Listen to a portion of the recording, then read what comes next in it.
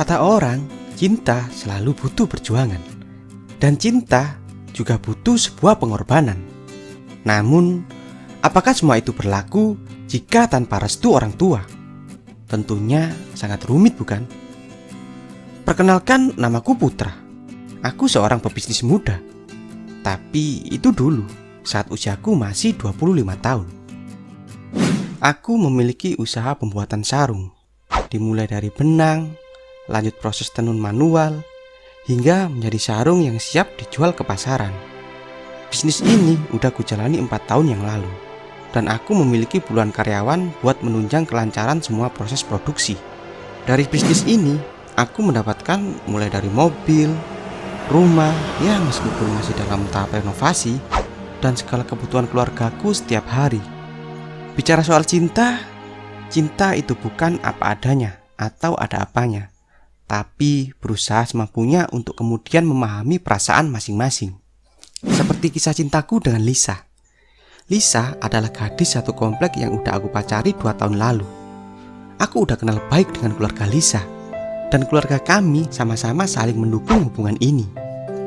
Harapan kami adalah bisa melanjutkan hubungan ini ke jenjang pernikahan. Namun, semua itu sirna. Ketika bisnis yang kurintis selama ini, bisnis yang dimulai dari nol hingga sebesar ini, mengalami kehancuran karena dilahap si jago merah. Semua bahan baku tidak bisa diselamatkan. Benang, alat tenun tradisional, hingga sarung yang siap kirim ke pengepul pun ikut terbakar. Yang tersisa hanya gudang kosong dan hampir ambruk. Aku sangat syok melihat semua ini. Semua uang tabunganku juga lenyap buat membayar gaji karyawan, mengembalikan uang DP pesanan, hingga ganti rugi gagal produksi. Harta yang tersisa adalah sebuah mobil dan Lisa pacarku. Lisa yang selalu setia kepadaku. Dialah yang support aku buat bangkit kembali. Oke teman-teman, sebelum lanjut nonton, aku harap kalian like dulu video ini. Karena satu like dari kalian sangatlah membantu perkembangan channel ini untuk kedepannya. Baik, terima kasih buat yang udah like video ini. Semoga kalian senantiasa diberi rezeki dan kesehatan oleh Tuhan. Amin. Hingga 2 bulan setelah kejadian itu, mulanya orang tua Lisa yang merestui hubungan kami tiba-tiba menunjukkan kalau tidak suka dengan keberadaanku. Yang biasanya tersenyum ketika aku ngapel berubah menjadi cuek. Yang biasanya mempersilahkan untuk masuk sekarang cukup di luar rumah. Ibarat pepatah, udah jatuh tapi patah pula. Maklum, orang tua mana yang setuju anaknya pacaran sama pria pengangguran? Demi Lisa aku harus bangkit. Mau gak mau, aku harus menjual satu-satunya kekayaanku. Aku menjual mobil guna merintis usaha yang sama mulai dari nol. Alih-alih ingin sukses seperti sebelumnya, malah gagal. Aku tergiur dengan bahan murah, namun malah tidak laku di pasaran. Fik, gembel aku mas. Singkat cerita, 1 tahun kemudian, banyak yang bilang bahwa Lisa dijodohkan dengan pria lain. Aku tahu ini bukan kemauan Lisa. Ini pasti kemauan orang tuanya. Dan aku tidak bisa berbuat banyak. Yang aku bisa hanya merelakan dia dengan orang lain. Hancur hatiku mas. Hingga 1 bulan sebelum acara pernikahan, Lisa datang ke rumah. Dia menangis sambil memberikan kabar buruk itu. Karena semua ini bukan kemauan Lisa. Ini kemauan orang tuanya.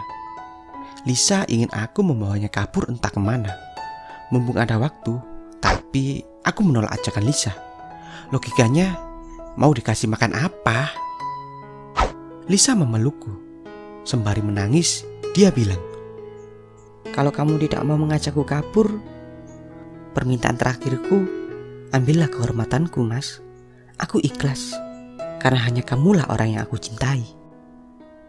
Jantungku berdegup kencang. Suasana yang awalnya penuh dengan kepedihan berubah menjadi haru. Yah, ibarat garangan dikasih ayam baru menetas. Garangan mana yang gak mau cuy? Kami pun melakukan itu beberapa kali. Kebetulan rumah juga lagi sepi.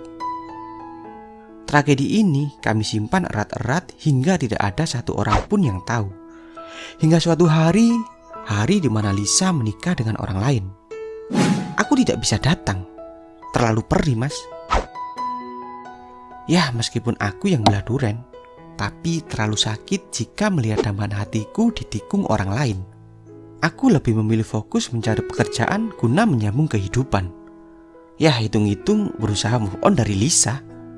Dan syukur aku udah dapat pekerjaan meskipun ikut orang lain. 3 bulan setelah Lisa menikah, Lisa datang menemuiku. Dia bilang bahwa saat ini hamil 4 bulan. Dan anak dalam kandungan tersebut adalah hasil buah cinta kita berdua.